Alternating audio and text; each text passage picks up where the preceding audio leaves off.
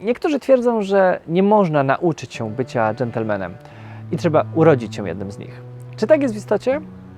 Witam na Czasie Dżentelmenów. Nazywam się Łukasz Kielban, a dzisiaj pomówimy o pewnych wątpliwych stereotypach.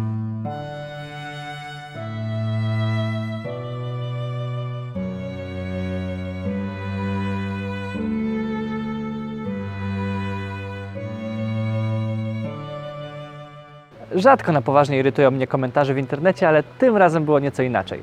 Pod jednym ze swoich filmów przeczytałem bowiem, że nie można nauczyć się bycia dżentelmenem, tylko trzeba urodzić się jednym z nich. Na szczęście odczekałem i teraz na chłodno chciałbym z Wami pomówić o pewnym ważnym aspekcie bycia dżentelmenem. Ale żeby zrozumieć, skąd się biorą tego typu stereotypy, musimy najpierw spojrzeć w historię.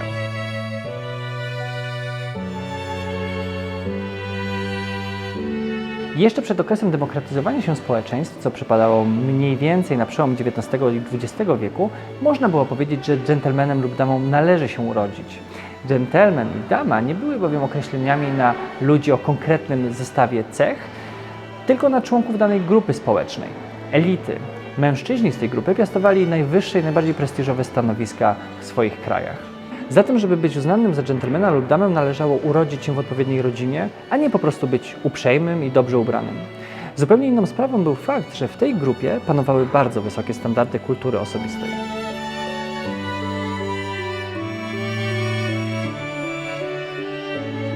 Niemniej z czasem omawiane stwierdzenie stawało się coraz bardziej tylko częścią prawdy. Już w dwudziestoleciu międzywojennym za dżentelmenów należało uznać na przykład absolwentów wyższych uczelni, najważniejszych artystów czy członków parlamentu, bez względu na pochodzenie. Sięgnijmy do źródła. Władysław Boziewicz, autor jednego z najpopularniejszych kodeksów honorowych w międzywojennej Polsce, pisał tak. Pojęciem osoby zdolnej do żądania i dawania satysfakcji honorowej, albo krótko osobami honorowymi lub z angielskiego gentlemanami, nazywamy z wykluczeniem osób duchownych, te osoby płci męskiej, które z powodu wykształcenia, inteligencji osobistej, stanowiska społecznego lub urodzenia wznoszą się ponad zwyczajny poziom uczciwego człowieka. Zatem urodzenie było tylko jedną z opcji i bardzo dobrze to obrazuje zachodzące wówczas zmiany społeczne. Na salonach coraz częściej pojawiały się osoby gorzej urodzone, ale znane, cenione i wpływowe. Dobrze było utrzymywać z nimi kontakty, a nierzadko nawet reprezentowały wyższą kulturę osobistą niż niektóre osoby dobrze urodzone. Co więcej, elity, wpuszczając na salony osoby spoza swojego towarzystwa, nie mogły jednocześnie odmawiać im prawa do poczucia równości. Nadal do bycia dżentelmenem nie wystarczało odznaczać się dobrymi manierami i wartościami. Ważna była pozycja społeczna, ale już coraz mniejsze znaczenie miało samo urodzenie.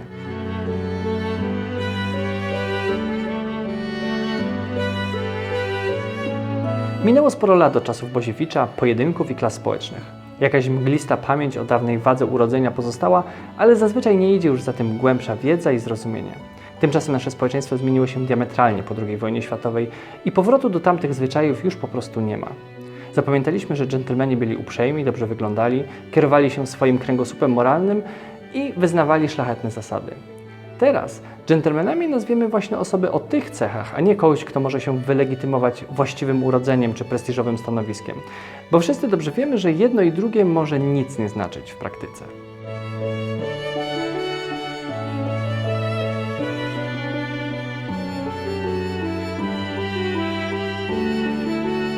I w takich warunkach trafiam na komentarz, w którym ktoś pisze, że nie można się nauczyć bycia dżentelmenem, tylko trzeba urodzić się jednym z nich. I najgorsze jest to, że to może zniechęcać niektórych do podążania proponowaną przeze mnie drogą, do poszukiwania własnych wartości, klasy i stylu, do pracy nad sobą i w efekcie stawania się lepszym człowiekiem. Zatem wyjaśnijmy to sobie raz na zawsze. We współczesnym świecie nikt nie rodzi się już dżentelmenem ani damą. Wszystkiego trzeba i można się nauczyć. Oczywiście zdecydowanie łatwiej jest, jeśli odpowiednie wzorce wyniesiemy z domu, ale sam fakt, że ktoś nie miał takiej możliwości, wcale go nie przekreśla. Panuje tutaj bowiem zasada lepiej późno niż wcale.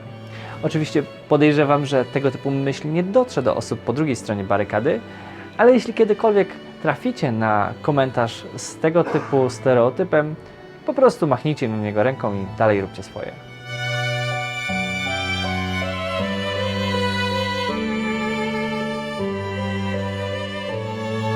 I jeszcze jedna rzecz, o której kiedyś już wspominałem. Z uwagi na urodzenie dawniej można było o sobie obiektywnie powiedzieć, że jest się dżentelmenem, ponieważ przynależało się do danej grupy społecznej, ale dzisiaj, kiedy kierujemy się raczej opinią o człowieku, nie ma takiego momentu, w którym moglibyśmy powiedzieć: o, staliśmy się dżentelmenami.